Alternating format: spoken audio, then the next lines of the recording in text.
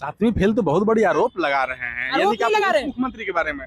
हम थोड़ी कह रहे हैं। आप एक बात बताइए, इलेक्शन कमीशन ऑफ इंडिया की अगर इस देश में थोड़ी सी भी हैसियत है, सिंपल वर्ड में हम कह रहे हैं, थोड़ी सी भी हैसियत है, वो इलेक्शन कमीशन ऑफ इंडिया जिसके पूर्व chief election commissioner TN. Seshan ने एक बार ये बयान दिया था कि election commission of India is not a part of government of India, it is an independent institution under the government of India. समझ लीजिए, जो भारत का है लेकिन भारत की सरकार के अधीन नहीं है।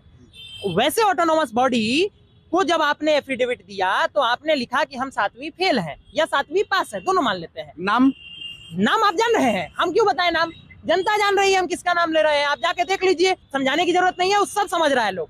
समझिए ये कि जिस आदमी का उम्र 2005 में 26 साल था, 2010 में 28 साल था और 2020 में वही उम्र 38 की जगह 51 हो गया, तो ये आदमी का उम्र के हिसाब से बढ़ रहा था कि शेयर मार्केट की तरह शेयर बढ़ रहा था, ये समझ में नहीं आ रहा था। शेयर बढ़ रहा था। चलिए एक बहुत अच्छा तो प्रश्न नहीं प्रश्न जवाब कहाँ हुआ, पूरा बात सुनिए।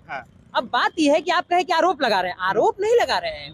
उन्होंने जो बात सार्वजनिक तौर पे इलेक्शन कमीशन को दी है, उसी पेपर को आपके सामने ले आके दिखाने की, भैया देखिए ये सम्राट जी ने कहा है, ये हम दिखाने की कोशिश कर रहे हैं। हम कहे हैं हम सम्राट चौधरी हैं, ऐसा तो नहीं है।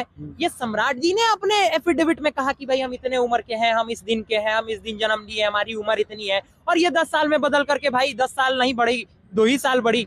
ये हम लोग थोड़ी किए हैं। 10 साल में उनका उम्र 3 साल घट गया, फिर 10 साल में उनका उम्र 13 साल बढ़ गया। अब भाई ऐसा मैथमेटिक्स हम लोग नहीं पढ़े हैं।